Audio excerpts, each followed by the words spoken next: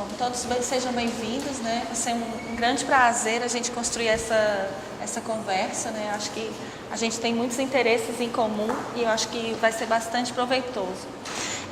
Vou também dizer que eu sou historiadora de formação, que a minha relação com os museus ela começa pelo educativo. Então é um prazer enorme poder conversar dentro de um programa educativo. Sempre é um encontro muito especial, porque é um processo muito importante de formação profissional, a experiência em educativos de museus. Eu acho que ela abre bastante perspectivas e esses processos de diálogo são muito ricos para o nosso crescimento, né? E para a construção de perspectivas de diferentes públicos também, né? Do que a gente pode aproveitar e fazer no museu.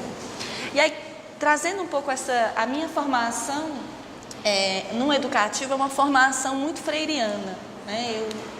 Eu fui educadora do Museu do Ceará, né, lá em Fortaleza, e fazia parte de um laboratório que se chamava LAMU, e onde as perspectivas colocadas para a gente eram bastante freirianas. Então a gente vai trabalhar hoje aqui, eu trouxe um pouco uma ideia freiriana de diálogo.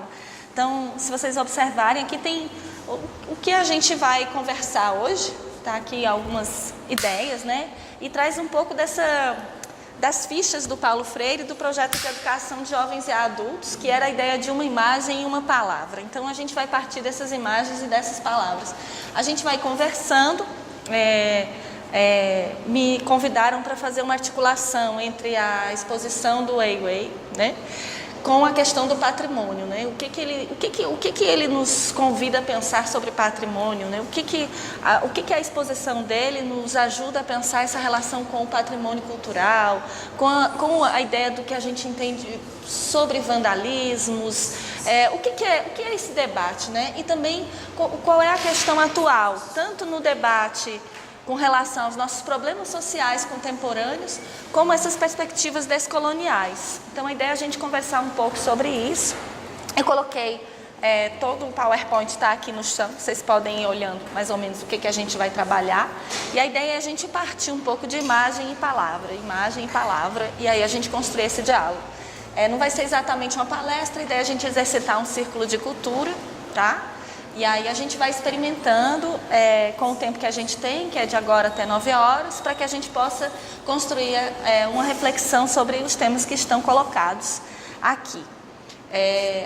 E aí a gente tem... acho que deu um problema aqui. Eu tenho que apertar em algum lugar específico? Não, ele não deu. Talvez quando eu mexi, será que ele... Pronto, era só devagar mesmo. Ok. Tá. Então a gente tem o nome da própria exposição e a gente vai começar desse nome e dessa escolha, pensar um pouco sobre a escolha desse nome, né? Raiz. Né? O que esse nome, raiz, nos ajuda a pensar? O que nos evoca? Né? Quando a gente olha a raiz, né, e ele traz uma raiz, né? Ou quando a gente pensa na palavra. Né? O que raiz significa para a gente?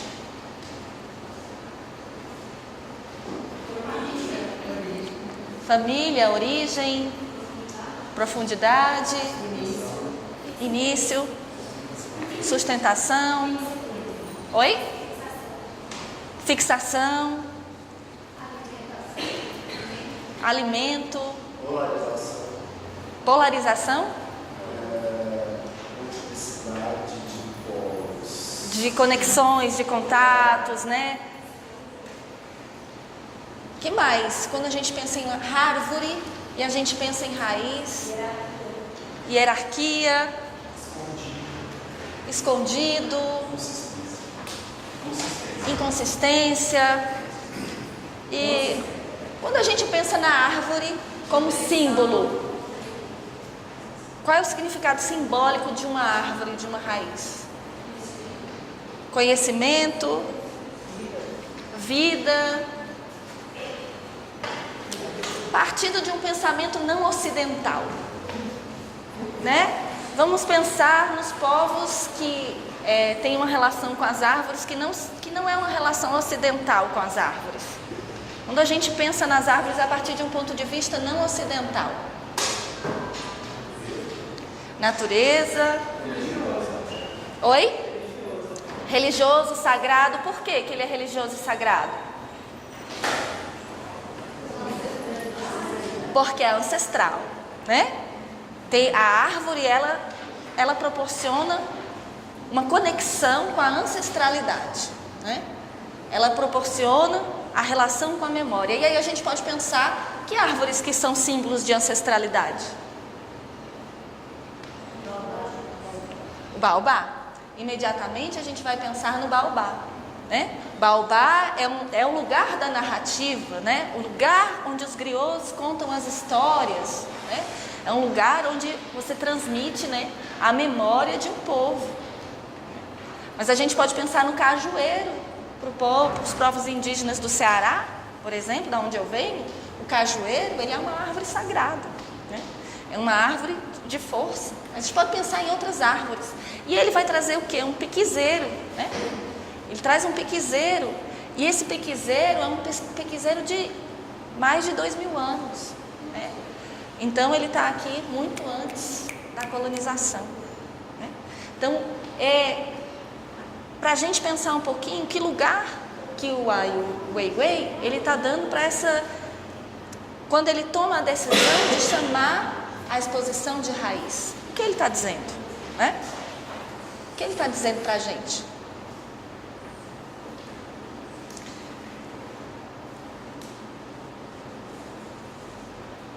E agora essa palavra. Quando a gente pensa nessa palavra, ela diz o que para a gente?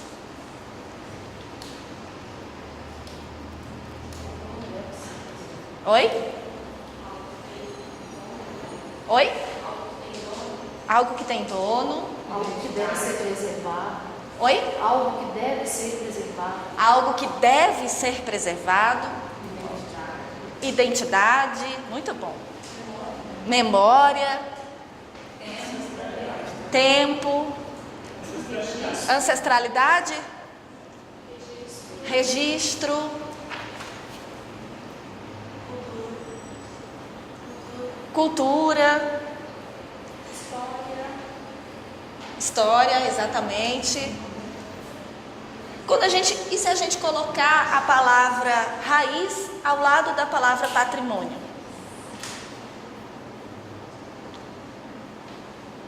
Se a gente junta essas duas palavras, há diferenças entre elas? Elas querem dizer a mesma coisa sobre memória?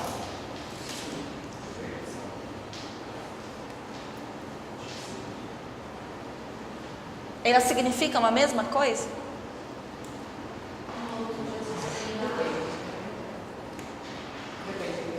Eu acho que a diferença pode estar que a raiz nem sempre as pessoas pensam que tudo merece ser preservado. E o patrimônio meio que já ganhou o status de que deve ser. Como Isso. se ele já tivesse sido ganhado esse valor maior. Como é que ele ganha esse valor maior? As instituições, certo? E quem é que faz a instituição? A instituição, ela está localizada onde?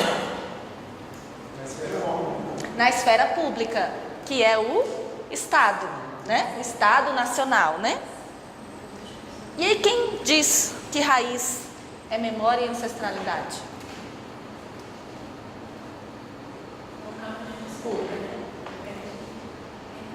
Mas reconhece raiz como ancestralidade? As comunidades tradicionais, né? Elas é que vão definir o que é ancestralidade. Enquanto o patrimônio, quem define é o Estado, né? Ou seja, ele vem definido o que se deve preservar. Então a gente tem aí duas formas de perceber a memória, né? As relações com essa memória. Esse patrimônio, né? Ele é um patrimônio que é fabricado, que ele é concebido, que ele é estruturado a partir da Revolução Francesa, não é?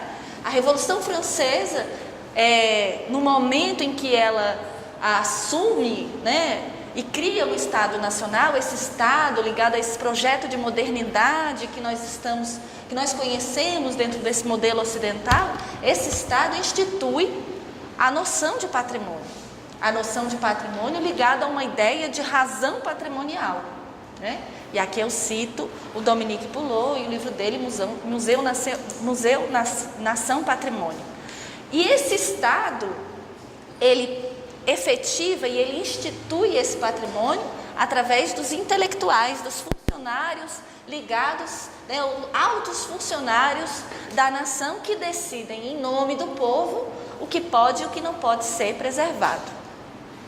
Então o Estado moderno, ele vai também pensar esse patrimônio na defesa de um projeto nacional e num projeto de construção de uma identidade nacional, de uma identidade única, que vai ser uma identidade hegemônica, que vai ser uma identidade que é colocada para a população e que a população precisa pertencer a essa identidade.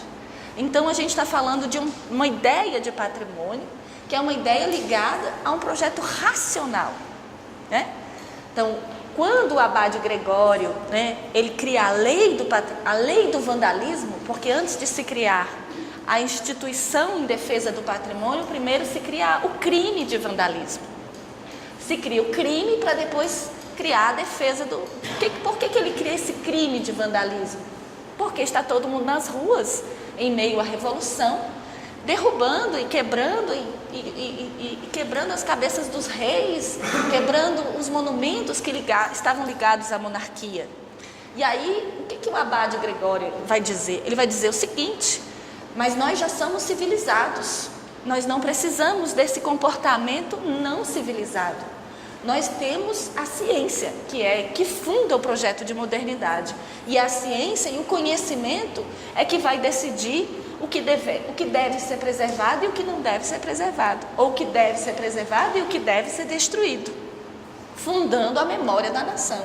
Então esse é um projeto que vai criar os museus nacionais, e esses funcionários, eles vão decidir em nome da nação o que é memória e o que não é. E esse projeto, ele vai se expandir por vários lugares no mundo, né? Esse modelo de pensar o patrimônio. Logicamente, esse modelo ele vai sendo questionado ao longo do tempo, né? Hoje nós temos conselhos de patrimônio, a gente vai criando formas participativas de intervir, de tomar a decisão, também através da militância, né? Então, a Fábrica do Patrimônio, como chama a Nathalie Einis, ela existe também porque existe uma militância, porque existe um movimento que vai fazer com que essa decisão não seja só do Estado, né? Ou que tente que não seja só do Estado. Então, a gente pensa essas duas coisas. E aí ele traz as sementes. Então a gente pensou em raiz, a gente pensou em patrimônio, e aí ele convida a gente a pensar nas sementes. Ele está pensando em raiz e ele está pensando em sementes. E ele está pensando raiz é o grande conceito da exposição, porque é ela que dá o nome, né? Ou seja, essa conexão, essa ideia de pensar uma ancestralidade, ela que dá o nome à exposição, né? E é uma relação direta de ancestralidade com a natureza.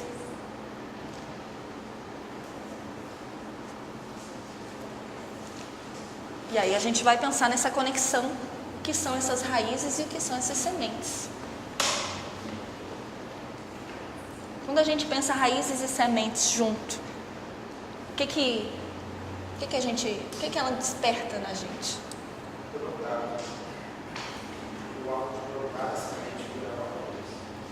Brotar a semente e virar raiz. Continuidade. Oi? Pertencimento. Como? Sequencialidade. E aí, quando a gente volta para cá, a gente pensa no processo de fabricação dessas sementes, né? São sementes de porcelana, né? Fabricadas numa cidade que eu esqueci o nome agora, específica, que tradicionalmente é conhecida pela fabricação dessas cerâmicas, e ele convoca toda uma série de pessoas para trabalhar na criação dessas sementes, né? E pintar todas elas, e elas são pintadas todas à mão, né? E são únicas. Que experiência patrimonial a gente tem aqui? Que experiência ligada à ancestralidade a gente tem nesse modo de pensar a presença dessas sementes? Passar o ofício para uma nova geração. Oi? Passar o ofício para uma nova geração. Preciso passar conhecimento. Tem Singularidade. a questão da singularidade, embora sejam várias sementes, elas são todas únicas porque são feitas de maneira artesanal, são exclusivas, mas a gente tem aqui uma ideia que é a transmissão, né? A transmissão do conhecimento. E se a gente pensar no projeto de patrimônio imaterial, o que é o patrimônio imaterial? Se não é justamente a gente entender como é que esses saberes são transmitidos e como é que esses ofícios eles passam de geração a geração e eles se mantêm vivos. E aí é uma experiência, né, do mundo oriental que vai nos convocar a pensar isso também, além da experiência da América Latina com as suas festas. Então, isso vai convocar a gente a dizer que esses saberes, eles se mantêm vivos. Além deles se manterem vivos, ele cria um novo objeto. Um novo objeto artístico a partir, ou seja, ao mesmo tempo que ele mantém uma tradição, que ele convoca a manutenção dessa tradição com os vasos de porcelana, ele está trabalhando essa tradição com um novo.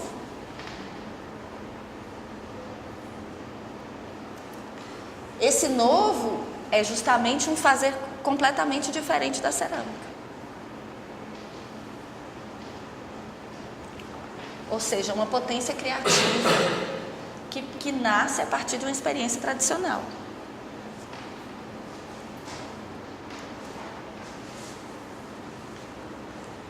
E aí a gente tem duas palavras e a gente tem um objeto. Quando a gente vê essas duas palavras, esse é o objeto. Dá para ver que é um... Vocês chegaram a ver na exposição? Vocês viram a exposição? Visitaram? Todo mundo visitou a exposição? Esse objeto é uma coluna, né? Que é um monumento, que tem uma câmera de vigilância, né? É o que está sendo objeto de memória também, né? De monumento, né? Quando a gente pensa em documento e monumento,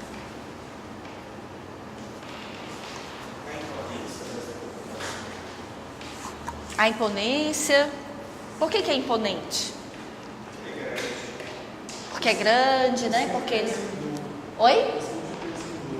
Quando você pensa em monumento, você pensa em dor?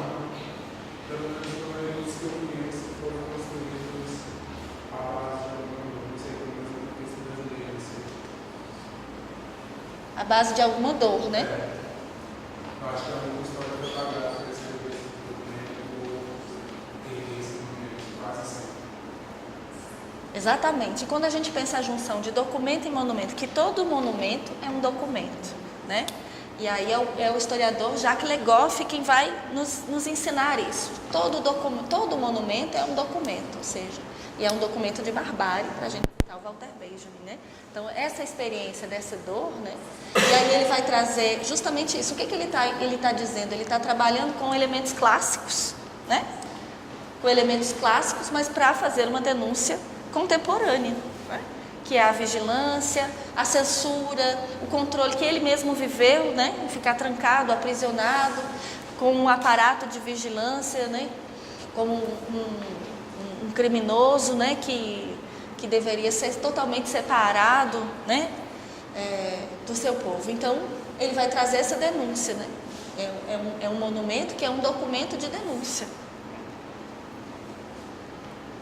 que para muitas pessoas é um lugar de conforto.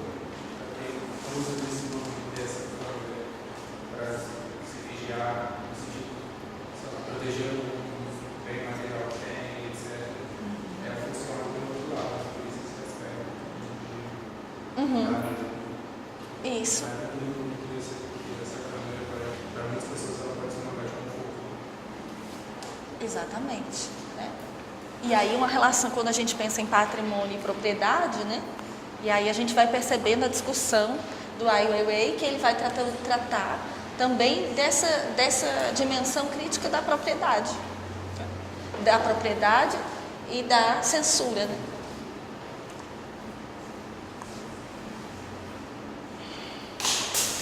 A gente vai passando a ideia de que esses monumentos, eles são monumentos que contam narrativas, né? Então, os monumentos, eles são objetos de comemoração, né?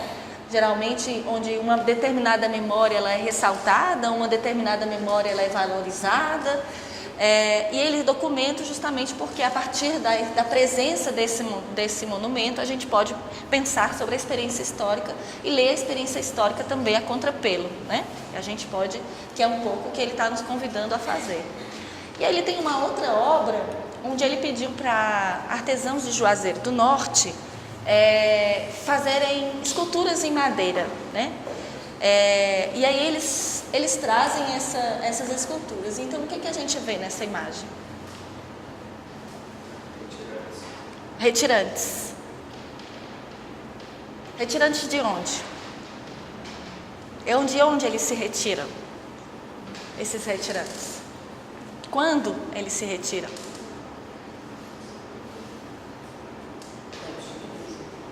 Em tempos de crise.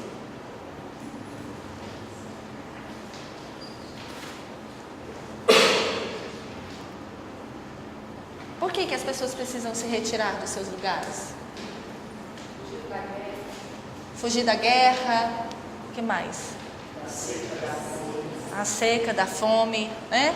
Tudo isso são motivos que obrigam as pessoas a se retirarem, né? Então ele pede para esses artistas construírem narrativas, né? Porque aí são também outros tipos de monumentos, que são outros documentos, que estão contando a história de algumas pessoas. Que pessoas são essas? Os países refugiados que estão falando em outros lugares e fazem essa mirada específica, né? Exatamente. Os refugiados inseridos nesse contexto brasileiro. Ele faz essa ponte, né? Convida os artistas de Juazeiro do Norte, né?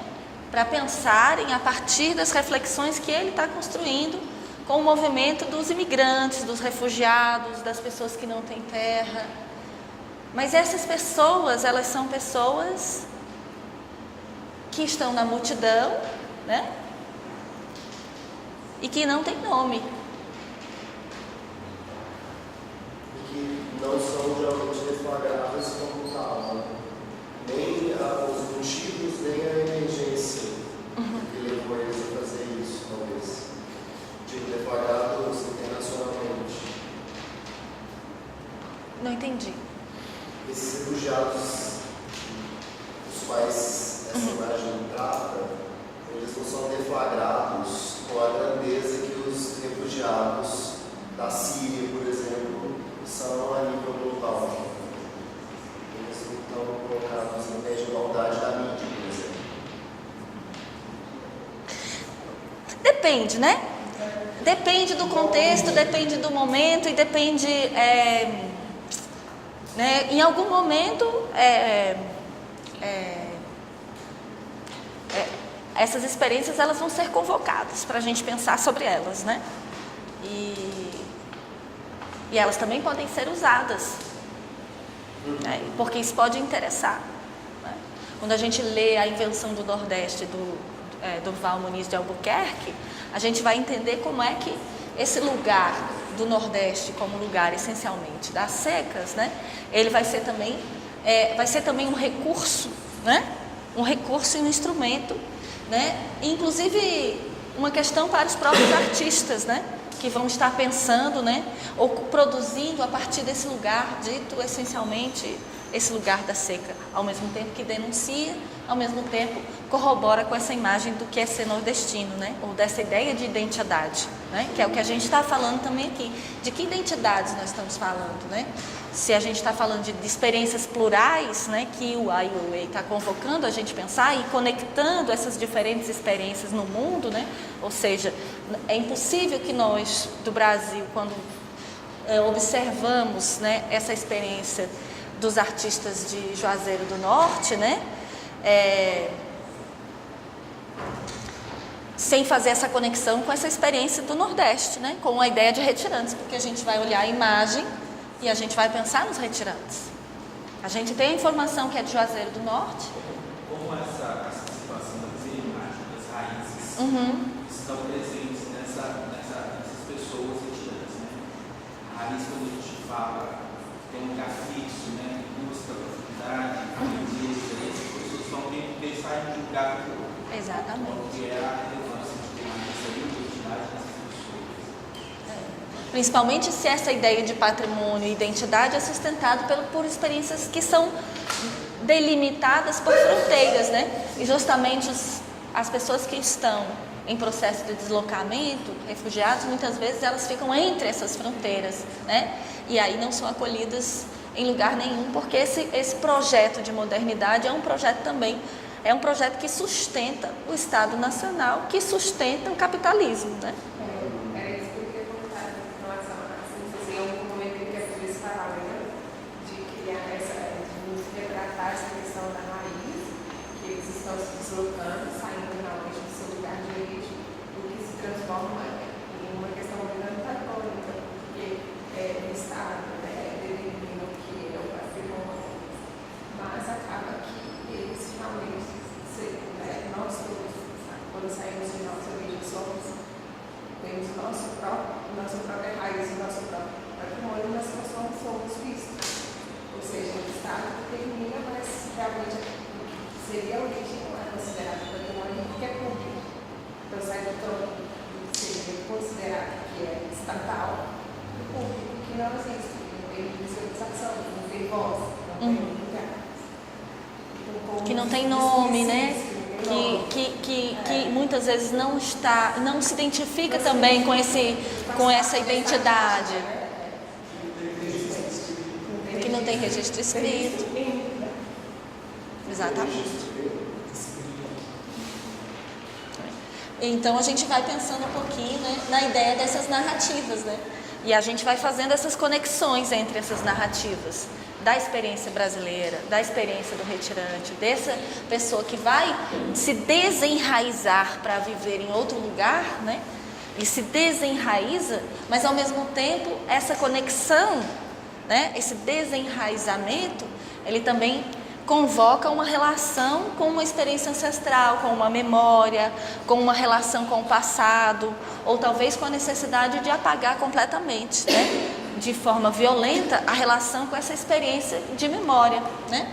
Que muitas vezes ela vai existir porque existe a força do coletivo. E no coletivo, as memórias elas são compartilhadas. A partir do momento que aquela comunidade que vive numa experiência coletiva, que compartilha suas memórias, ela também, quando ela precisa se deslocar, ela pode se esfacelar. Ela pode se perder e você, a partir do momento que você deixa de ter contato com essa sua experiência coletiva, você também vai perder vai perdendo, né, as suas possibilidades de conexão de memória com o próximo, com aqueles com quem a gente viveu né, compartilhou, né, no sentido de comunidade, né. E aí eu trago também, né, são do Ezequiel. Eu só vou fazer uma observação. Os artistas ditos artesãos ou ditos artistas populares, eles têm nome, né? Então, no caso aqui, esses trabalhos são de dois irmãos, o João Ezequiel e Sebastião Ezequiel, de Pernambuco. Eles estão na coleção do Museu de Arte da UFC, né? E aí, só chamo essa atenção também, que essas pessoas também têm nome, né? Esses são artistas que pensam que vão esculpir a madeira, que vão traçar, e eles também têm uma história artística, né? E aí tem sua singularidade, seu traço, a gente pode reconhecer o que é a obra de um Vitalino, o que é a obra de um Ezequiel. Essa obra tem identificação de quem é o artesão? Então, são obras de Juazeiro do Norte, artesãos de Juazeiro. Não encontrei nenhuma identificação de quem seriam esses artesãos, né? Então, estou só fazendo aqui uma reflexão também para a gente pensar sobre a experiência dessas pessoas também que estão produzindo arte, né? Mas que não estão nesse lugar do cânone da história da arte. Eu ia tocar justamente nisso, que é engraçado, porque para eles serem chamados de artistas, eles têm que ser avalizados por alguma instituição, assim como acontece com a coisa do patrimônio. Enquanto não vem alguém que diz isso é patrimônio, ou alguém que diz não, vocês são artistas, eles continuam anônimos. Exato. Mas a história da arte é junto com o patrimônio, porque eles trabalham junto, né?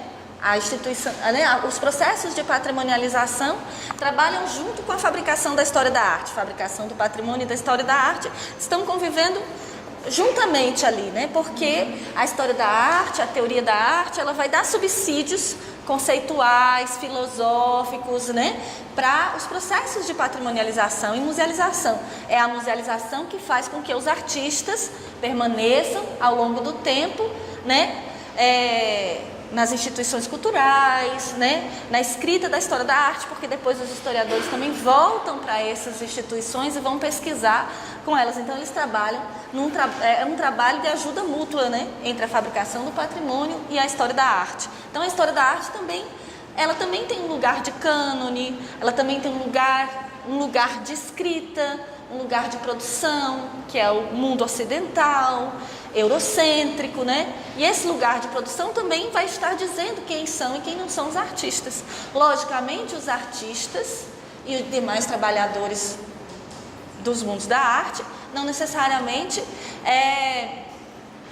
vão estar o tempo inteiro concordando com o que a história da arte produziu. É um processo de negociação contínua, tanto dos artistas com a história da arte, quanto dos artistas com as instituições culturais. É um processo de diálogo. E os artistas com os diferentes públicos e os artistas também com essas diferentes comunidades de saberes, né?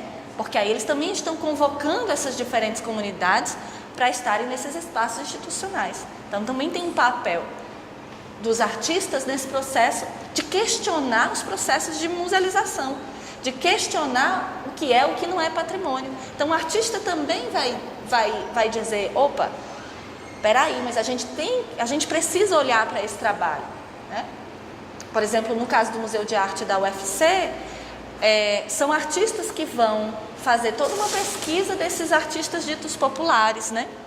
E que vão trabalhar junto com eles, inclusive com propostas de encomenda para o museu. Então eles vão produzir também para a coleção do museu. Algumas pequenas produções, mas eles vão produzir. Então os artistas também estão fazendo essa interlocução e intervindo no processo de musealização. Então também não é estático, né? Muitas vezes a gente pensa nesse processo da hegemonia, desse lugar de poder das instituições culturais, mas elas também não são tão poderosas assim. Porque se elas não negociam com públicos e com os artistas, elas vão cair no ostracismo, elas vão deixar de serem necessárias, porque vai se criar outros modos, outras possibilidades, e aí as instituições vão perder esse lugar. Então elas precisam negociar, porque elas vão... Para além do artista e da instituição, tem o mercado. Sim, ia chegar no mercado. O mercado também negocia, e o mercado também transforma tudo em mercadoria, claro, né? Exatamente, né? E existem as negociações com o próprio mercado, porque aqui, por exemplo, quando a Ai Weiwei cria essas sementes também, elas têm uma intervenção no mercado, porque elas também estão sendo vendidas, a gente pode encontrar na internet para comprar essas sementes. Então, o que ele está fazendo? Ele está convidando as pessoas a fazerem com que aquela comunidade que produz as sementes esteja em constante movimento também. Tem um movimento de ida e volta, e essa comunidade ela vai produzir essas sementes. Ela vai precisar trabalhar Isso não foge totalmente do mercado, mas é uma intervenção no mercado, né? Não escapa totalmente dessa dinâmica, mas é uma intervenção, né? Ele está fazendo uma intervenção que é ampla. Mas acho que aí também tem a questão da arte contemporânea, de que a supervalorização do conceito, que aí você pode produzir em grande quantidade, quem produz não é quem é o artista, né? Não é quem é identificado como quem fez a arte, mas é quem tem a ideia de fazer, que é o artista. Eu acho que o EV, ele lida com essas coisas. O trabalho dele é... Sim, isso. Porque ele é um produtor. Sim, sim. E ele está trabalhando com o produto de consumo, com os objetos, porque quando ele faz referência à ideia de ready-made, né, de que ele trabalha como ready-made, ele está trabalhando com esse produto de consumo, com essa sociedade que tem esses produtos prontos. Mas a intervenção dele não é de tirar um produto e trazer para o museu, mas é criar novos objetos, né? É criar novos objetos de consumo, que é outro movimento. Então, eu trouxe a questão daí da gente pensar esses retirantes e imigrantes, né? E quem são esses retirantes e imigrantes?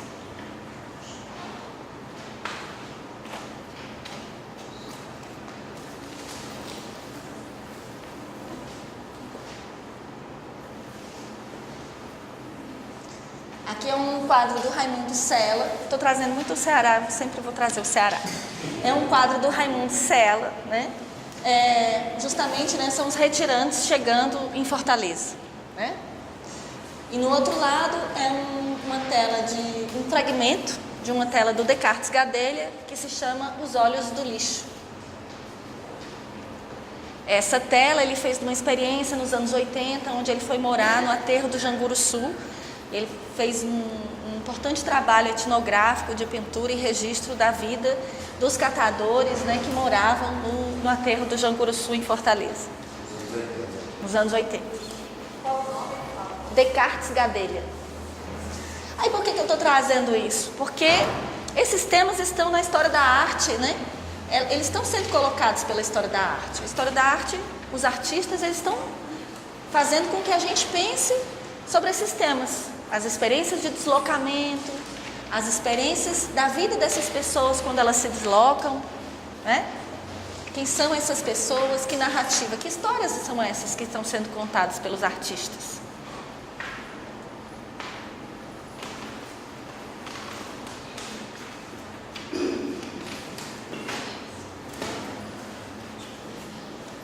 Eu acho que é difícil precisar quem são, que história que é.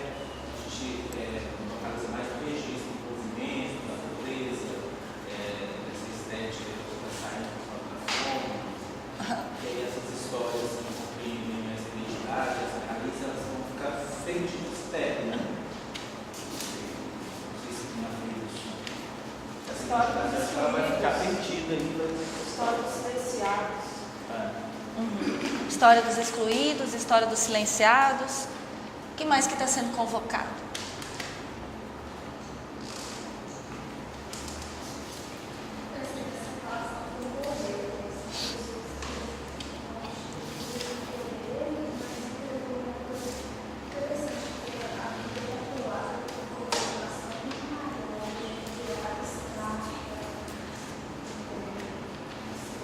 Sim.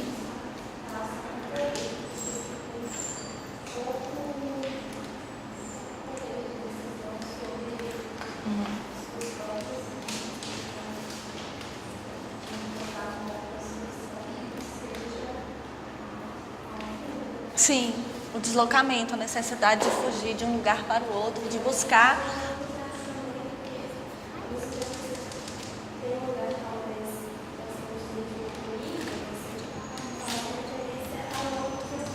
Oh, você pode repetir, falar mais alto para ela poder fazer o... Ao mesmo tempo que você tem um lugar do oprimido representado, ele faz referência também a um outro lugar do opressor.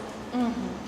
Porque se eu tenho pessoas em situações vulneráveis, em situações mais vulneráveis de pobreza, eu tenho um outro lugar também, que é o lugar que, no caso, sou eu que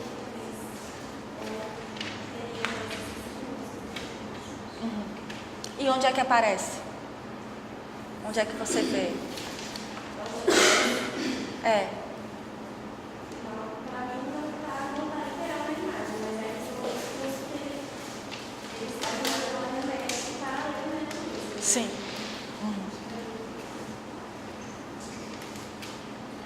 Você perguntou onde que aparece isso nessa imagem ou onde aparece... Na própria também pode ser no trabalho do Ai Weiwei, por exemplo. Por exemplo, que na hora que você estava falando, me veio a ideia justamente daquela imagem da câmera de segurança, por exemplo, né? É um lugar que eu achei que aparecia. A câmera tem dois lados, né? Tem o lado que olha e tem o que está sendo observado. Exato.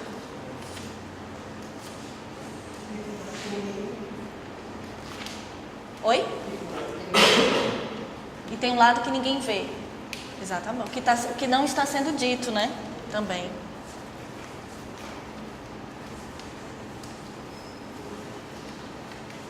Aí eu trago aqui o Josué de Castro, né?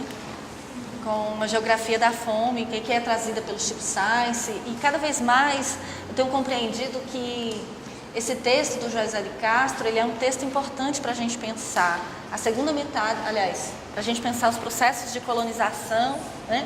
Para a gente pensar esses processos de deslocamento, né? O lugar da distribuição de riqueza, ou da falta, na verdade, de distribuição de riquezas, né? O poder, né, do capitalismo, e para a gente entender que projeto é esse, né, que provoca essa geografia da fome. E geografia é importante porque quando a gente pensa em patrimônio cultural, a gente pensa em território do Estado-nação. E, claro, a gente, à medida que o século XX foi passando, a gente foi dizendo que existem territórios, né, que existem memórias, e a gente foi, né, ampliando e foi pensando na importância de trazer uma diversidade para o âmbito do patrimônio, assim como para o âmbito da história da arte, né? É preciso que as experiências diversas elas apareçam na história da arte. É preciso que esses campos hegemônicos dos centros e capitais culturais sejam questionados e que as ditas periferias elas também passem a ser observadas e elas passem a ser narradas, né, também como lugares de produção, de reflexão, lugares de produção, né, inclusive porque os artistas eles ganham um lugar a partir do momento que eles vão circulando em diferentes lugares, né. Quanto mais os artistas circulam, mais esses artistas eles vão ganhando o chamado reconhecimento nos mundos da arte. Então, se a gente não pensa essa geografia também geopolítica da história da arte, né, a gente também precisa pensar. E aí a gente pensar no tema, eu trago para a gente pensar, porque o trabalho dele está o tempo inteiro convocando a gente a pensar na geografia da fome, né, porque se ele está trabalhando a própria ideia de raiz, a própria ideia de semente, né, e se pensarmos nessa crítica anticapitalista, de que as sementes estão desaparecendo, né? Existe um projeto capitalista de extinção das sementes, ou de controle das sementes, né? Porque há aí um projeto de controle dos processos agrícolas, né? E aí, se a gente não tem uma diversidade de sementes que possam gerar novas vidas, a gente não tem mais nem o controle sobre as novas vidas. Então, como nós vamos ter uma reflexão sobre as nossas próprias experiências de memória para que nós possamos nos fortalecer coletivamente, né, na comunidade ou em comunhão, né? Como é que a gente vai viver essa experiência? E se a gente não tem semente, a gente tem geografia da fome, né? Se a gente não compartilha as sementes, a gente tem um processo de desigualdade. E esse processo de desigualdade vai gerar justamente as experiências de fome, as fugas das guerras, né? E a necessidade de partir, de buscar sobrevivência em outros lugares, por mais difícil e conflituoso que seja, né? E a geografia da fome ela também está nas cidades, né? Ela também está nas cidades, né? Onde onde as pessoas, né? Elas, para encontrar esses modos de sobrevivência, vão precisar carregar fardos muito grandes, né? um carregar pesos. Ou construir outras práticas. Isso. Exatamente. Oi? Que às vezes a gente demoniza, mas, sei lá, eu comecei meu trabalho, eu creio, os jovens que estão envolvidos em grandes drogas, especificamente, eu não sei, acho que passa por esse lugar, essa discussão. Quando falta algo, será que é sempre o que você precisa fazer para comer, ou para colocar comida em casa? Qual é essa experiência? Que tipos de estratégia você vai precisar, ou de táticas você vai precisar construir para garantir a sobrevivência? Se morre de outras coisas, mas Sim. a única coisa que a gente precisa para sobreviver, teoricamente, é comer. Nesse sentido. Que é o alimento para essa máquina do corpo, chama assim. Exato. Quando você está à beira dela, você está na cidade, eu estou pensando no contexto urbano. Quando você está à beira dela, onde existe, pelo menos esse alimento sendo vendido, você não consegue colocar, muitas vezes, porque não tem terra, essa situação que a gente está falando. Sim, sim. O que é essa experiência para fugir dessa experiência até onde você pode ser convocado? Né? Em práticas, Sim. você pode ser convocado. Exatamente. Mas também existem as experiências criativas, que eu acho que essa ideia de semente, ela também potencializa, né? A Lina Bobardi, quando ela inaugura o Museu do Inhão, na Bahia, uma exposição chamada Nordeste, ela escreve um texto dizendo que aquela exposição era uma acusação, né? E ela, na verdade, ela está discutindo sobre a potência criativa e que existia justamente nessa relação com aquilo que sobrava, né? Com aquilo que era o resto, com o lixo, né? E ela vai falar sobre essa potência de reinvenção e reconstrução da vida, né? E da relação no mundo, né? A partir, né, do resto, do que sobra, que aí depois a gente lá na frente vai falar mais um pouquinho sobre isso. Esse resto era o quê? O resto é lixo, né? É o que ninguém quer, é o que fica... É transformar em produto, é transformar em modo de vida, é transformar em renda aquilo que sobrou, né? É catar, né? Esse trabalho de catar. Isso era uma linha curatorial, assim, na exposição? Era o texto curatorial, de apresentação. É um texto muito forte, muito potente, porque ela fala de civilização nordeste e ela começa o texto falando que a exposição é uma acusação, né? É um texto bastante importante para a gente pensar a história da arte no Brasil, né? Tanto que depois, logo em seguida, o Museu do Inhão é ocupado pelo Exército, né? Então, a gente tem aí também essas contradições das experiências históricas. E aí é como se a geografia da fome, e aí a gente trazendo essas novas palavras, retirantes, imigrantes, geografia da fome, história da arte, narrativa, né? A geografia da fome, ela entra na história da arte, né? Ela está na história da arte. Então ele retoma, através da narrativa da Odisseia, né? Que é uma narrativa de deslocamento, né? Que é uma relação com a memória também, porque Penélope, ela tece, né? Tece e retece, enquanto não chega Odisseia. É uma história de conquista também, né? Mas ele traz também uma referência da história da arte, que são os frisos como lugar de narrativa, né? Então a gente tem um papel de parede, que ele é feito de frisos que contam histórias, né? Que histórias? Que estão atravessadas pela geografia da fome, né? E pela destruição, e ligadas a projetos de desenvolvimento, né? Que estão sendo definidos como a era do antropoceno, né? O que é essa era do antropoceno?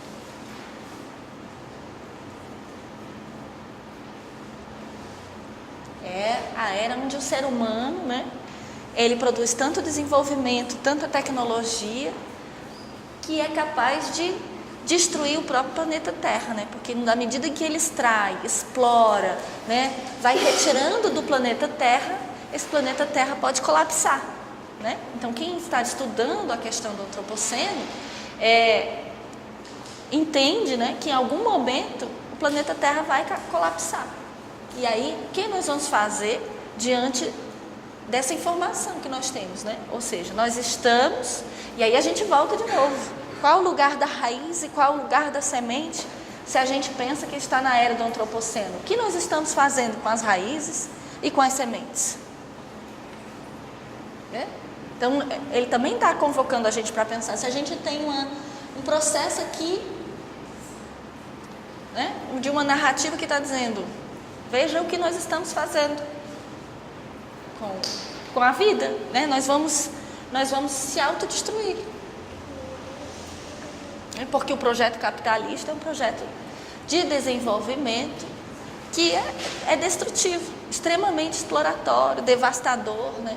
Então, a gente precisa fazer alguma coisa, né? Então, a gente traz novamente, né, a semente, a raiz, né? E aí a gente pensa que a história da arte, ela pode dizer outra coisa.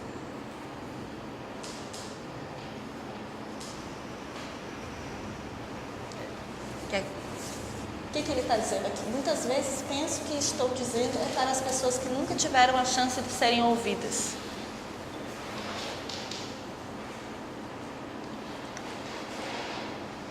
Que pessoas são essas?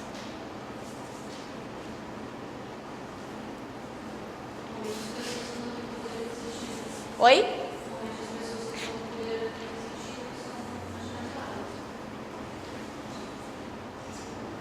A relação da existência com o consumo, né? Ou seja, eu existo porque eu consumo. O que mais?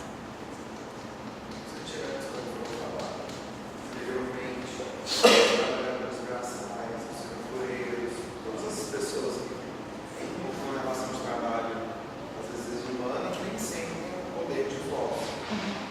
São essas pessoas que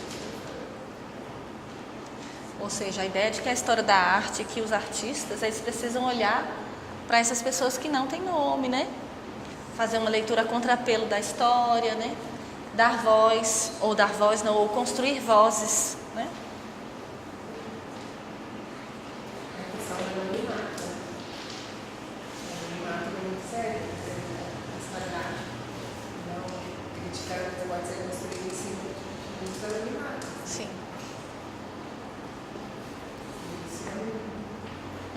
Passa através de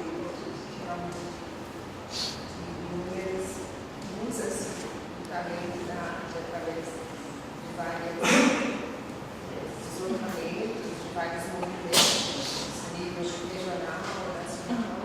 Isso. Então, a gente não se traz a origem, se traz a raiz desse movimento. Fica na unidade. Exatamente. E aí quando o Ai Weiwei diz que a arte para ele é agir, né? Que a arte não existe sem esse verbo, né? Ela existe no momento em que eu convoco esse verbo, né? Que é o verbo da atitude, né? Atuar, né? Atuar, né?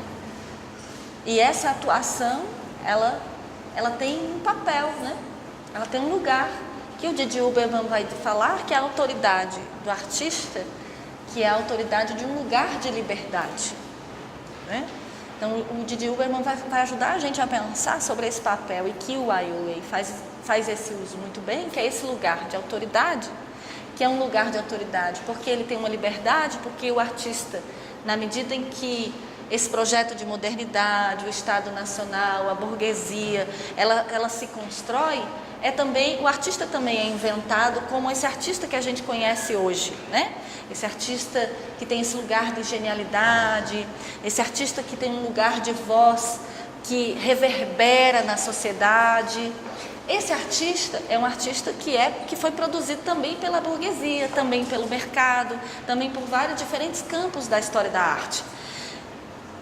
Esse lugar também foi conquistado, né? Porque a partir do momento também que o artista passa a assinar, e no momento que ele passa a assinar, e aí a gente pode trazer o Foucault, ele também é autor, e quando ele é autor, ele também está sendo, ele também pode ser punido, né? Então, a partir do momento que ele decide assumir uma escrita, assumir uma narrativa, assumir uma produção, ele também pode ser punido. Ele pode ganhar reconhecimento, mas ele também tem um risco. Então ele assume o risco da punição. Mas o artista, ele tem um respeito, ele tem uma liberdade. E essa liberdade deve ser pensada para Didi Huberman, né? Para justamente trazer esses debates, essas questões, esses problemas sociais, para trazer dignidade e integridade para a história de vida das pessoas, né?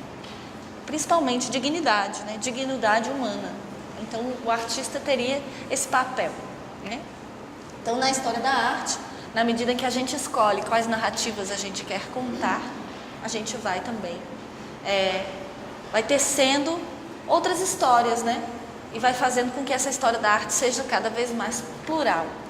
E aí é muito importante porque ele traz uma referência novamente clássica, que são as narrativas nos vasos, né? Nos vasos. E aí é uma referência à Grécia novamente, que é uma referência a um modo também de origem do patrimônio e da história da arte, que é entendida como universal. E essa referência ele está dizendo, mas eu posso inscrever nessa história da arte outras histórias. Eu posso inscrever nessa história da arte a história de vida do presente. E eu posso trabalhar com essas referências que foram canonizadas ao longo do tempo para também desconstruir narrativas hegemônicas. Então, a gente vai pensar agora nessa tensão de preservação e destruição. Quando a gente pensa em patrimonialização, né? A gente pensa em qual dessas duas palavras? Preservar para evitar a destruição. O que mais? Mas, por outro lado, também, quando você escolhe o que você preserva, automaticamente você escolhe o que é destruído. O processo de patrimonialização também é um processo de curadoria disso. Exatamente. Preservar isso pode ser destruído. E às vezes isso não só pode ser destruído, como isso deve ser destruído. Exatamente, né? Exatamente isso. Ou seja, o processo de patrimonialização, ele é uma negociação entre preservação e destruição, ou ele é um apoio simultâneo, um apoio mútuo, porque a preservação ela só existe na relação mútua com a destruição. Então, a partir do momento que a gente entende que os processos de patrimonialização eles são também resultados de processos de destruição, a gente também vai observar esse patrimônio de forma mais crítica, né? E a gente vai entender que nesse processo de escolhas daquilo que seria referência cultural de memória, uma série de outras coisas elas foram deixadas de lado. Elas foram produziram esquecimento, né? Porque a memória ela não é só lembrança. Muitas vezes a gente pensa que memória é lembrança, mas a memória é justamente a relação entre lembrança e esquecimento, né? Memória e esquecimento também. Então, quando a gente pensa a memória, a gente sempre precisa considerar o esquecimento. E o IOA, ele está convocando a gente para pensar na memória, na ancestralidade, na invenção e na fabricação do patrimônio, mas, sobretudo, no esquecimento. E aí essa imagem eu achei muito potente, né? Aqui, né, a gente tem aí um diálogo entre duas obras de arte, né? Que é uma escolha muito precisa, né? O que a gente entende desse diálogo entre uma imagem e outra? Lá em São Paulo, a obra estava instalada aí. É o que a foto está dizendo. Eu não vi em São Paulo. Foi marcando. Relação. É interessante que há duas obras ali, né, que significam a chegada da colonização e depois a saída. Ainda saindo daqui, né, da legislação, então é a saída que a gente tem ali. Então, o oposto. É muito interessante essa construção. Sim, a gente tem o processo de invenção de um Estado-nação, mas de um Estado-nação que não é para todo mundo, né? É um Estado-nação que não consegue abrigar a todos e essas pessoas precisam se deslocar, precisam imigrar, né? Quase. De causa e efeito? Por quê? Como se a primeira imagem fosse a causa e a segunda fosse o efeito, fosse a consequência. Faz como se fosse um ciclo, assim, né? Uma coisa dá consequência na outra. Exclusão, retirada. Dominação, exclusão, retirada. Porque que esses trabalhadores, né, são trabalhadores a serviço do projeto colonial, né? E esse serviço do projeto colonial foi um serviço de extermínio, não é?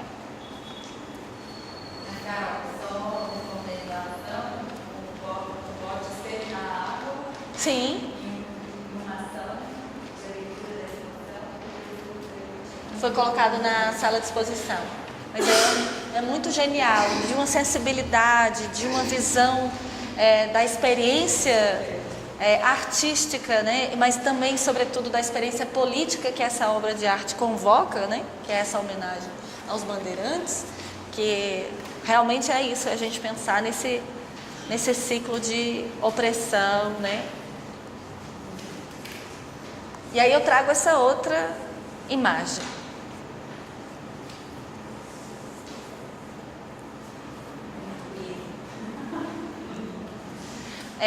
O que a gente tem nessa imagem?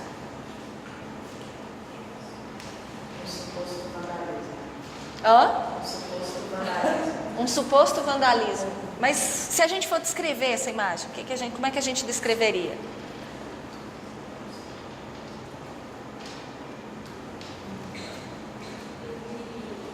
Pensa que seja algo, uma independência, a desvinculação. Não quero, porque aí é a ideia da colonização. E aí o bicho não, saiam daqui, não queremos mais vocês. A gente quer desvincular, né? A gente quer separar esse vínculo, né? A gente quer separar, a gente não quer mais ser colônia. Eu estou sabendo isso que ele falou, né, da questão de a gente deve desconstruir, né, a destruição muitas vezes é porque você quer desconstruir a ideia que foi construída, né? Assim, eu achei interessante o fato de eu não tinha pensado nessa perspectiva. Mas hoje em dia eu faço autocrítica de tudo que eu penso, que é algo que eu fico imaginando até quando foi construído, por que foi construído, por que foi construído. Então é difícil para ele, nesse momento, fazer uma análise realmente concreta, como do ponto de vista do vandalismo, no sentido de realmente fazer algo que seja visto ou que prejudicar algo de uma outra pessoa, sim, mas visto dentro de uma questão ideológica, talvez não. Então, é complicado. Isso. Que é uma tomada, justamente, né? Como é o nome dele? Como ele colocou, né? É uma tomada de posição, né? Ou seja, eu convivo com essa obra de arte que tem uma narrativa histórica, que tem um monumento, que representa uma experiência de opressão, e eu tomo uma posição para dizer que essa narrativa ela tem um problema histórico. E qual é o problema histórico dessa narrativa?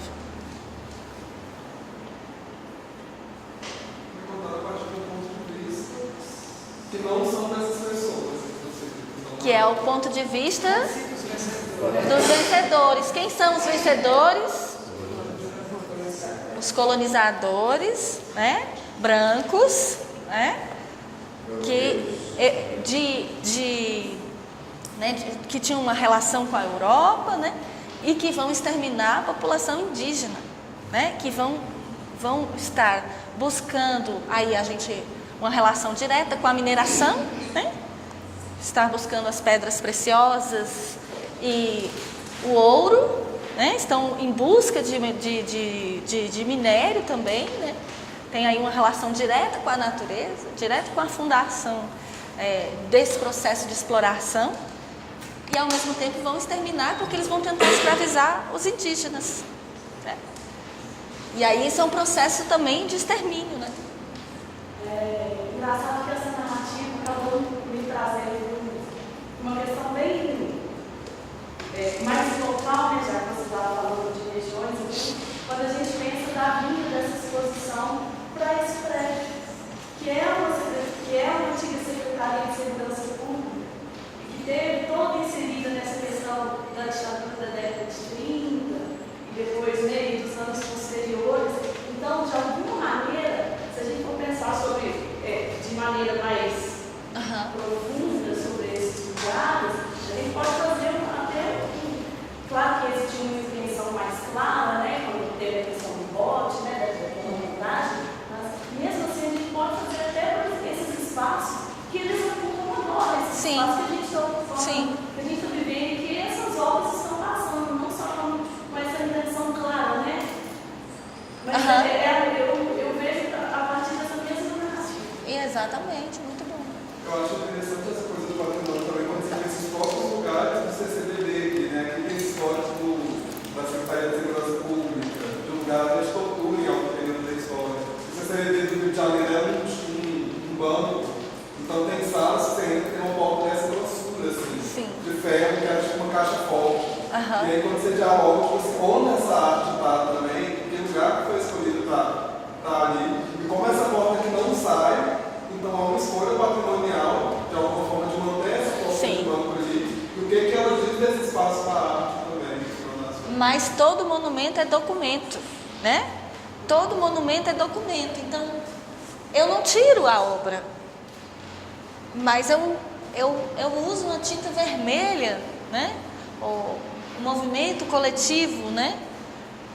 Faz uso de uma tinta vermelha que eu, por exemplo, identifico com o sangue, né?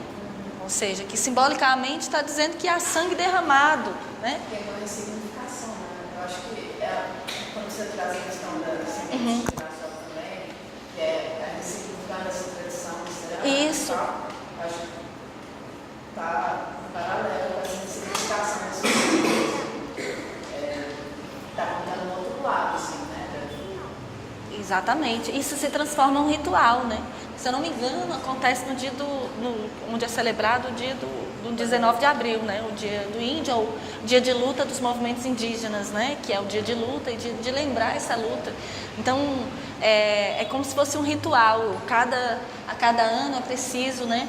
Voltar para esse lugar para lembrar da dor de milhares de pessoas ou de um contínuo extermínio dos povos indígenas, né? E que esse povo indígena está em luta sempre, né? Então se transforma uma relação de ritual com o monumento, né? E é um ritual que é nomeado de vandalismo, né? Que é entendido, mas se a gente entende que o vandalismo esse processo de destruição e preservação, eles andam juntos, né? Essa relação também está falando do esquecimento, né? Que há um esquecimento e a gente precisa pensar e a gente precisa ser lembrado daquilo que é esquecido, né? E algumas pessoas vão entender que as suas memórias, elas são silenciadas e elas precisam ser evocadas, pelo menos em algum momento do ano. Então se transforma num ritual, né? Num ritual de memória, e o lugar é um lugar de memória, né? Ou seja, um lugar para a gente potencializar a nossa relação com a experiência histórica, né? E aí eu trago essa palavra, né? Que é um crime, que a gente precisa pensar sobre ela, né? E nessa relação com o patrimônio cultural. E eu trago essa palavra para a gente pensar também no gesto, na performance do Ai Weiwei, né? Quando ele quebra esses vasos que têm um significado histórico, né? E aí, por que ele está quebrando isso, né? Essas urnas, na verdade, e é um gesto, faz a gente pensar, né? Então, o que faz com que vocês pensem quando ele toma essa atitude? Uma subversão.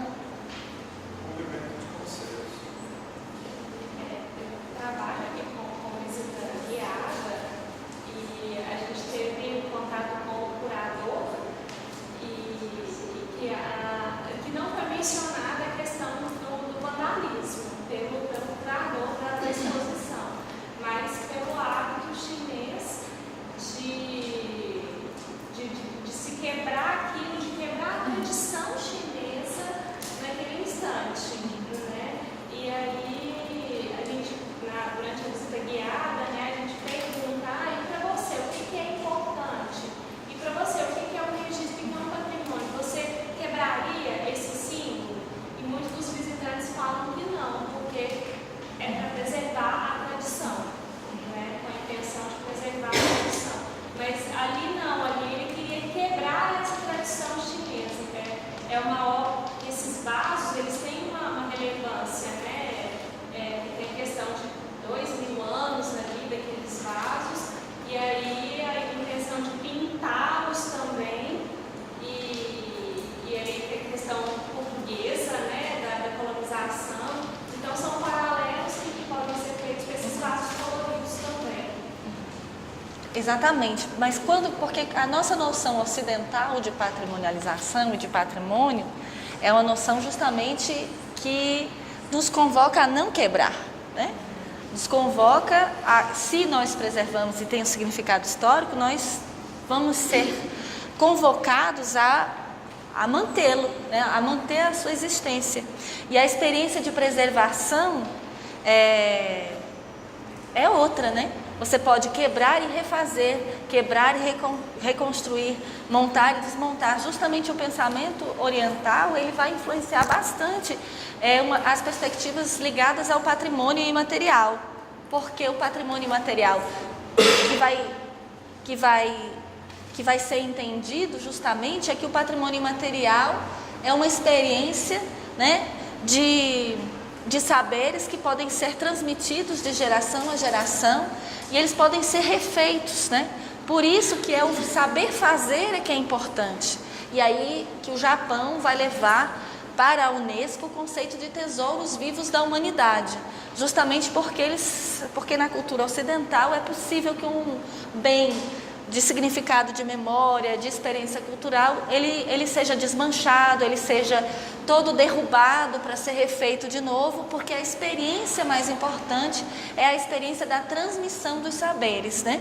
O Brasil, quando pensa no patrimônio imaterial, ele traz a questão dos saberes fazer, das festas, juntamente com a noção de antropofagia, também entendendo que esses saberes eles podem ser transformados, dinamizados, reinventados, ou mesmo uma determinada experiência cultural que aconteceu por 30, 100 anos, um dia ela pode deixar de existir, né? Mas o que a gente vai preservar justamente são esses saberes e essa transmissão oral entre uns e outros. E ele também, o que ele está fazendo, né? Porque ele quebra um vaso, a urna, na verdade, e ele refaz essa narrativa, ele está o tempo inteiro trazendo essas referências e está reconstruindo o tempo inteiro e dizendo que outras histórias podem ser contadas. Ou seja, você mantém a prática de um saber fazer, mas convocando para esse saber fazer novas histórias, né? Dizendo que elas podem ser instrumentos de memória. Só um pouquinho. Instrumentos de memória, que aí é que o François Hartog, que é um historiador que traz novamente o conceito de lugares de memória do Pierre Nora, dizendo que a memória no presente, ou seja, que a história durante um determinado tempo, ela tinha função de mestra da vida, ou seja, aprendíamos com o passado no presente para melhorarmos o futuro.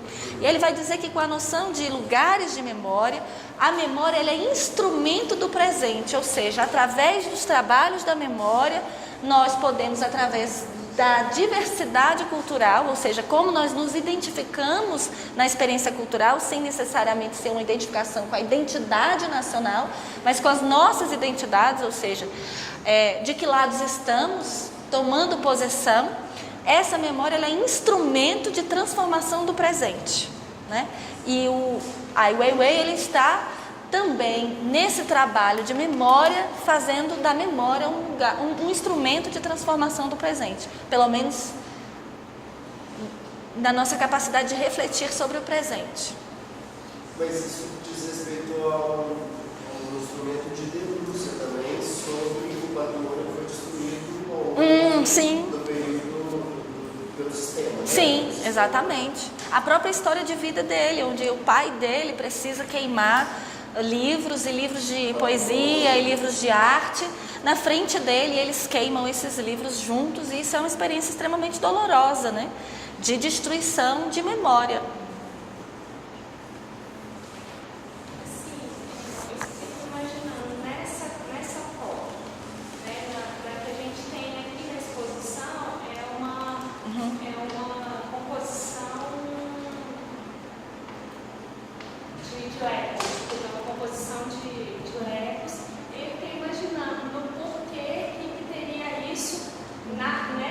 exposição, né? Talvez seria alguma alternativa, alguma coisa diferente, mas agora você falando de o aprendizado do passado usado no presente para melhorar o futuro, e essa visão ocidental de que a gente, oriental, de que a gente pode quebrar e fazer de novo, né? Eu já fico pensando nessa composição do Lego, que o Lego é uma coisa atual, é uma coisa futura, né? Então, só fazendo uma narração com a exposição, com essa imagem, né? Que é, na exposição a gente tem o Lego, que é o futuro, que é a tecnologia, que é aquilo que a gente aprendeu com o passado. Da diferença da... rasgar uma foto não é quebrar a cultura, é a gente melhorar no futuro. Seria isso. É uma reflexão que eu faço. E a ideia de que ele diz que o Lego proporciona a ideia de imagem pixelada. Imagem pixelada, que é a imagem da tecnologia, do computador, que é também a ideia de fragmento também, né? E o próprio Lego que você pode montar e desmontar. Você pode montar e desmontar. E aí a gente pode pensar o que mais que o Lego sugere. Regulação, né? A ideia de que algo que eu vi, ele está novamente reconstruindo essa imagem. Isso. Reconstrói a imagem da descrição. Exatamente, né? Vai montando e desmontando, né? E o poder A gente leva um teste de plástico, né? Que ajuda a nossa propriedade, tipo, formatos plásticos, coisas descartáveis, plásticos. E fabricada aos milhões também, as mesmas peças. Tá. De constante no sentido matemático. Pixel é 0, 1, 0, 1, binário. Sim. Uma construção de uma informação ótima, por exemplo, cada imagem, ele é distribuído num espaço delimitado e é repetido. Várias vezes. Várias vezes. Então, existe uma constante no sentido matemático. Então, no mesmo aspecto do Lego. Sim. Né? O Lego te dá formas. Você dali monta várias formas. Sim. E aí, nesse sentido da constante. Ela quer falar. Eu ia falar do poder de montar. Não, né? tudo bem. Porque o Lego ele só vai ser desmontado, desconstruído se houver esse ato de desconstrução. Sim. Então, o poder que nós também temos de desconstruir algo assim, isso não vai acontecer. Exige uma ação coletiva ou até mesmo individual no sentido de, quando é um indicador, né? Ele às vezes é uma voz única que destrói aquilo, mas pensando de uma maneira mais sustentável, coletiva e democrática, essa desmontagem coletiva ela exige que as peças se movem, elas também entram como participantes, como peças disso. Sim. Eu queria falar sobre a questão do patrimônio, e eu fiquei pensando nos museus que tem na Alemanha, assim, né? Porque aqui no Brasil, infelizmente, houve uma tentativa de criar uma exposição perto das eleições que mostrasse a cara do ditador, assim, muito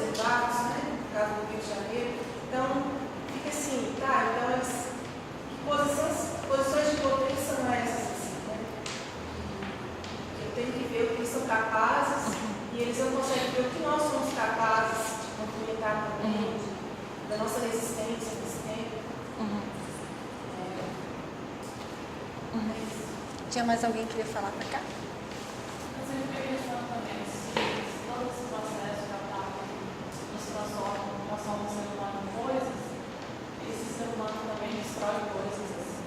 Então, ao mesmo tempo que tem um poder, né, esse capaz da gente transformou a gente nessa coisa, que assim, é tão descartável, a vida é tão descartável, os sentimentos são tão descartáveis, tudo é tão descartável, que se passa desse lado, mas também o humano parece que também passa por um processo assim. E aí eu fiquei pensando assim, ele também está me dando poder de, ó, eu não tenho que aceitar as coisas. Eu não tenho que viver com máquinas, eu não tenho que viver com coisas. Eu sou gente, tá? Então, fiquei pensando. Só uma coisa que eu pensei sobre o Lego também é muito engraçado quando o Lego também entra num processo de negociação. Porque quando o Lego é inventado, ele tem um número muito limitado de peças. Assim.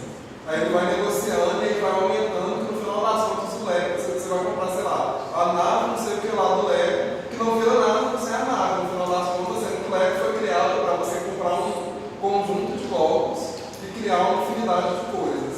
Aí chega um momento quando você compra uma coisa para você montar aquela coisa e acabou. Sabe? Você perde aquela função inicial daquela criação de ser versátil, plural, para você falar assim, não, vou montar agora o Lego, vou montar isso. Eu acho que te dá um poder de, não sei se eu acho que o capitalismo ele tem muito dessa negociação de controlar a liberdade. Assim. E eu acho que é uma, sei lá, fazer um paralelo, assim, uma metáfora disso também, sabe? Que a partir do momento que o Lego chega um momento que ele te dá uma liberdade que é limitada, assim, esse conjunto de Lego para você montar isso. Não é mais para você montar o que você quiser, sabe? Acho que o Lego também é interessante que a IBM, em várias obras dele, né, nos Gerações, nas figuras artesãos também, mas tem uma outra, nas bicicletas. Sim. Tipo assim, tem a individualidade de cada, mas tem o conjunto de cada. Sim. E esse conjunto que sustenta outra coisa, assim. E acho interessante quando a gente fala nesse patrimônio também, né, nessa narrativa, nessa grande narrativa, da identidade nacional, que é como se cada um de nós, né, que o nosso background, assim, nossa memória coletiva sustentasse essa grande narrativa, né? E nós prestamos essa manutenção, né, desse patrimônio, assim, de certa maneira. Não sei, acho que ele sempre pontua essa questão da multiplicidade, do topo que constrói o mundo, sabe? Acho que o Lego fiquei chocada. Cara, eu posso contar uma curiosidade sobre essa obra do Lego? Sim. A IOA, quando vai montar essa obra, ele aciona a Lego porque ele queria comprar um montante muito grande de peças, né? Que era uma coisa difícil de conseguir. E aí a Lego se recusa a vender as peças para a IOA porque o trabalho tem um caráter político. E aí, de cara, né, ela já se deu um filme tradicional. Sim. E aí, para ele conseguir as peças, ele faz uma convocatória nas redes sociais. E aí ele consegue arrecadar milhares de peças, um montante extraordinário de pessoas que vão doar as peças para ele, e Lego é uma coisa barata, né? E ele consegue juntar essa grande quantidade de peças para construir algo. Foi muito mais legal ele ganhar. Faz todo sentido com isso que está sendo colocado, né? De justamente convocar, de mexer as peças, né? De que é preciso se mobilizar, né? De convocar a participação, né? E tudo ele tá também se comunicando, porque quando ele coloca as flores, ele vai produzir essas flores, também ele tá fazendo um manifesto que é público e que é transmitido pelas redes sociais, então ele também está lidando de uma forma subversiva com essas redes sociais e entendendo com essa possibilidade de comunicação com o coletivo, ela também pode ser uma comunicação solidária e ela pode ser subversiva na medida que ele estava interditado de se comunicar com o mundo, né? E ele consegue subverter. Sim. eles falam que as flores representam a vida e a morte. Sim. Inclusive, eu estava lendo a obra dele com as flores e é muito interessante esse papel que ele faz entre a vida e a morte, porque as flores representam. Ele tem muito dessa dualidade, né? É uma característica muito interessante nas obras dele. Mas é a morte em vida, né? Você ficar preso. Sim. Da, quando você é censurado.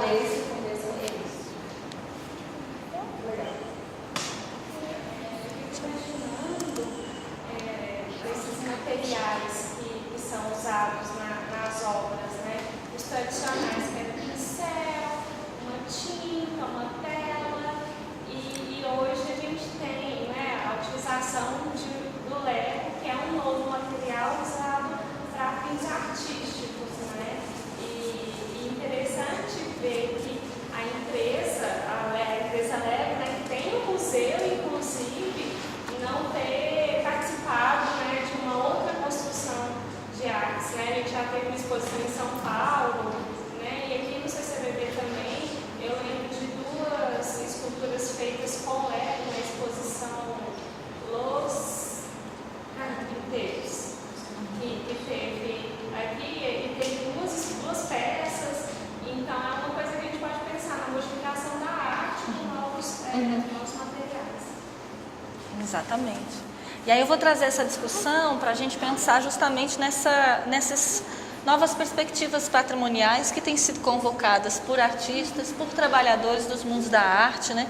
E que no século XX eles começam a acontecer, né? Então, que são esses processos de pensar justamente esse patrimônio como um instrumento de transformação, como um instrumento de fortalecimento das experiências coletivas, das diferentes comunidades, né, que nós temos como povos indígenas, povos quilombolas, pessoas em situação de deslocamento, né, como por exemplo a gente tem experiências diversas, né, relacionadas a esses patrimônios, e aí a gente pensar que são contra-hegemônicos, ou seja, que vão pensar construções de narrativas que não são dessas narrativas oficiais, experiências descoloniais ou até artistas que estão dizendo que não seria descolonial, mas sim contracolonial, né? Ou seja, se posicionar contra a colonização, anticapitalistas, e por aí vão surgindo perspectivas que nos ajudam a pensar o patrimônio de outra forma, né? Ou as relações com os museus sendo possíveis apenas quando essas relações elas estão relacionadas à vida, elas estão relacionadas à relação com o mundo, elas estão relacionadas com a melhoria da vida das pessoas, né? E com a construção de dignidade, né? Então, são diversas as experiências, né? E o Ai Weiwei ele está nesse caminho também, né? Aí eu vou trazer outros artistas, eu especialmente gosto muito desse artista, ele se chama Barthélemy Togô, ele é do Camarões, de uma cidade que chama Banjul Station. Barthélemy Togô. Togô. E aí eu vou trazer um pouco essa reflexão para a gente colocar ele em diálogo também com a Ai Weiwei, né? Ele está dentro dessas perspectivas descoloniais, dessas perspectivas de pensar também esses deslocamentos. Ele está discutindo imigração, e aí eu vou pedir a atenção para esse instrumento que ele traz, que é o carimbo. Então ele faz um carimbo gigante, né? Nesse carimbo está escrito carta de séjour, é justamente quando você consegue no seu visto, né, o direito a permissão de permanência, né? Então você recebe nesse visto, então que é o sonho do imigrante, né? Ele conquistar no seu passaporte esse documento, né? Que permite que ele permaneça na Europa, e aí depois a ideia de clandestino, né? Ele vai trazendo essas palavras, mas ele está falando justamente dessa experiência de deslocamento, de imigração, que tem tudo a ver com o que o Ai Weiwei está colocando, né? E aí no trabalho dele também, trazendo justamente esse fazer, ou pouco que se leva, ou quase nada, né? Ou seja, essa capacidade dessas pessoas que se deslocam de viver sem, né? Ou viver com o mínimo, ou viver com quase nada, ou viver sem, né? E aí depois a gente vai pensar um pouquinho sobre isso. Então essas trouxas, né? Mas esse mar que é feito de garrafas de vidro, né? Ou seja, né, nessa experiência de risco que é essa experiência de deslocamento. E aí eu vou trazer o trabalho de um artista que se chama Tiago Florencio. O Tiago Florencio, ele está trabalhando com a noção de despacho. E é muito interessante porque ele vai problematizar a construção histórica de como essa palavra chega no Brasil, o que significa despachar. E aí esse despacho seria que ele vai trabalhar o significado etimológico da palavra, ou seja, despachar é dar pé, ou seja, fazer com que as coisas andem rápido, vem do francês dépêcher, né? Ou seja, fazer com que seja rápido, e isso vai ser trazido para as experiências burocráticas. E no Estado, por exemplo, você despacha, né? Você tem reuniões para despachar assuntos, ou seja, dar agilidade, fazer com que as coisas elas se desenvolvam. Então, no Estado, quando a gente trabalha nas instituições públicas, a gente despacha as coisas, né? A gente resolve as coisas através de reuniões de despacho. E o gesto que significa e que é instaurado pela burocracia, ele acontece quando a gente despacha alguma coisa, a gente despacha usando um determinado objeto. É o carimbo, né? Então a gente despacha carimbando os documentos. Então a gente diz, vamos despachar e fazer com que as coisas elas aconteçam, né? E aí ele vai dizer que essa palavra despacho, ela vem nesse processo colonizador, né, para o Brasil, mas que ele vai ter um outro sentido, um outro significado simbólico, que é o despacho na candomblé e na umbanda, né? Que ele vai ter um outro sentido, né? E aí ele não vai ter mais esse sentido do poder burocrático, mas ele vai ter o sentido simbólico de se comunicar com os orixás. Ou seja, você vai despachar para você poder fazer com que os seus pedidos, e aí, no caso, são pedidos contracoloniais, ou seja, para que a vida melhore, né? Você vai fazer o despacho para transformar a vida. E aí ele vai trazer essa relação do despacho para a experiência artística, né? Então, ele vai para lugares que ele considera que são lugares de feridas coloniais, né?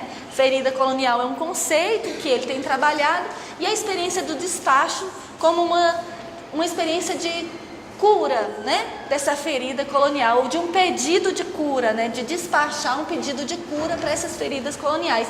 Então ele tem algumas experiências e ele fala um pouco dessas experiências. Por exemplo, ele vai no marco, né, fundador de Brasília, né? Que ele vai dizer que isso é um primeiro... uma ferida colonial. Ele tem outras feridas coloniais que ele vai trabalhar e ele vai criar, construindo esses despachos. Esse artista é o Tiago Florencio. E aí quando a gente aqui traz o Barthélemy Togot, que ele desenha esses carimbos eles são enormes, como vocês estão vendo, e eles... a parte é um busto também. Ele também é um busto, né? Ele representa uma pessoa, uma história de vida, né? Que está ligada àquele desejo talvez do despacho, ou a impossibilidade, né? De que despachem com ele para que ele receba a autorização para permanecer quando ele vive o processo de imigração, né? Então, que também está relacionado com esse tema que o Ai Weiwei está trazendo dos refugiados, nesses processos de deslocamento, né? E aí ele faz uma performance onde ele cuida, né? Ele cuida, ele acaricia, ele trata com carinho esse carimbo, né? Esse carimbo que representa uma história de vida, né? Então, a gente também poderia pensar que se não seria uma espécie de despacho também, né? No sentido de cuidar, de tratar, né, que busca cuidar e tratar de uma ferida colonial. Então, assim como esse gesto do Ai Weiwei, que é de ficar na mesma posição, esqueci agora o nome do menino, desse menino que ficou muito conhecido, e ele fica exatamente no mesmo gesto. Ele também reproduz nas obras de Juazeiro do Norte a mesma cena, também tem a cena desse menino. E aí, se a gente pensa na relação com o ex-voto, né, que tem também um sentido sagrado, espiritual, né, de pedido. E aí eu trago novamente a raiz, né, pensando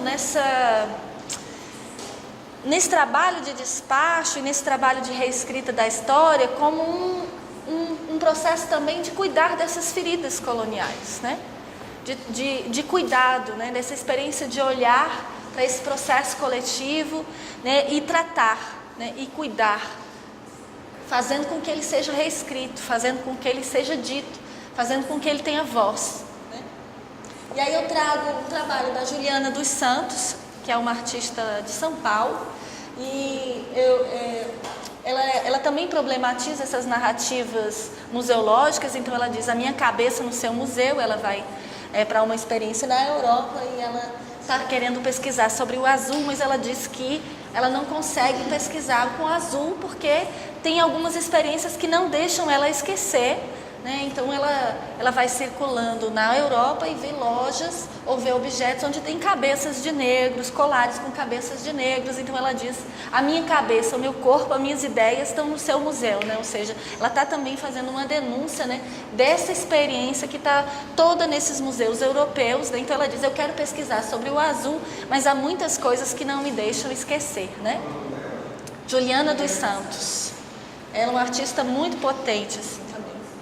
E aí aqui eu trago uma imagem de uma performance, também trazendo um pouquinho esse diálogo, pensando na potência das sementes, na potência da raiz, para a gente pensar a nossa ancestralidade, e na potência do despacho, né, para a gente pensar nessas possibilidades de cura dessas feridas coloniais, né. Ela faz uma performance que chama Clitória, né, que é com uma planta que permite fazer um chá azul, né, que ela pesquisa o azul. Então é uma planta que se chama clitória, tem outros nomes também. Então ela convoca a todos, né, a beber esse chá, né, que é um chá também que tem esse lugar de cuidado, de cura, de olhar para o outro, né. E eu acho que também quando a Ai Weiwei convoca as pessoas, né, para nesse processo coletivo trazer as imagens de Lego, traz essas flores, ele ao mesmo tempo que ele denuncia, ele também está falando sobre a potência dessa semente, que é uma potência de transformação da vida, né? De transformação da vida, de criação de novas possibilidades, né? Apesar de tudo, né? Apesar de tudo. Que é uma frase que o Didi Huberman diz bastante, né? Que apesar de tudo, a gente vai reinventando a vida, né? E aí eu queria falar um pouco no final desse livro, que chama Povos Expostos, Povos Figurantes. Justamente o Didi Huberman está falando sobre os artistas que tratam, né, as pessoas, né, na sua experiência de dignidade, né? E ele termina o livro contando a história de um filme sobre um homem sem nome, né? O filme é de Wang Bing, e a história de um homem sem nome que vive num buraco e que cata coisas, cata restos, né?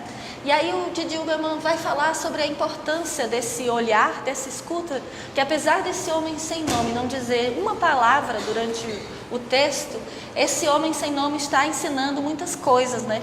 E justamente sobre essas coisas que são os bens comuns, né? Ou esses bens comuns são justamente esses bens que não foram mercantilizados, que não foram transformados em mercadoria, né?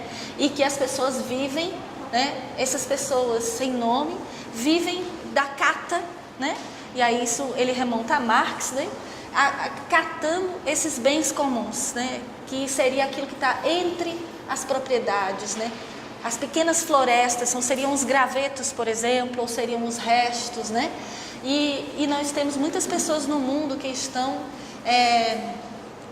que vivem, né, desses bens comuns, ou seja, desses bens que não foram transformados em propriedade. Eu acho que o Ai Weiwei está convocando a gente a pensar sobre isso também, né? E aí essas sementes, né, como essas possibilidades da gente pensar sobre quem vive sem, o que é viver sem e o que é viver com, e qual é o papel dos artistas, né, ao olhar para essas pessoas, né? Eu acho que é um pouco isso que ele traz para a gente, assim. Acho que de pensar.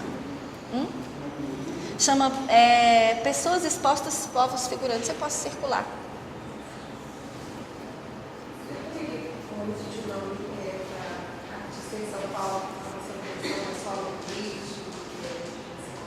É a Lina Bobardi que faz uma referência é um texto de apresentação curatorial da exposição Nordeste, que acontece em 63 no Museu do Inhão, na Bahia. Provavelmente vocês conseguem esse texto no arquivo do Instituto Lina Bobardi, ou no próprio Museu de Arte da Universidade Federal do Ceará, porque eles têm uma cópia desse cartaz. Ela foi remontada 2 anos atrás, no máximo. Foi As Mãos do Povo. Sim, mas Tem um diálogo exatamente com ela, mas não é exatamente a mesma exposição, porque, por exemplo, o Malk emprestou bastante objetos de sua coleção para a exposição Nordeste, mas ele não emprestou para As Mãos do Povo, né? Então, são outros objetos que estão colocados lá, mas a reflexão que ela faz é a mesma. A Lina Bobardi.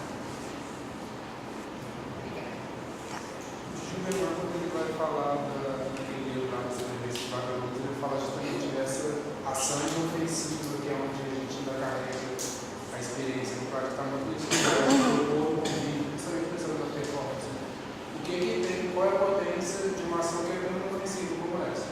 Oferecer um chá ou um circular de frente da cidade, e depois ele vai, não sei, ele vai classificar isso quase como um levante, né? Quase como um levante, parte sempre desse gesto, que é se erguer, mas que surge de uma ação ofensiva quase que inevitável, no sentido que é igual a coisa da fome, né? Da fome, é inevitável, é um estágio que se você não tenta sair dele, você de fato morre. Qual que é o linear, essa história que vai espaço entre esse que a gente vai gerar. Que a gente se deixa afetar pela experiência, né? E aí que está a potência.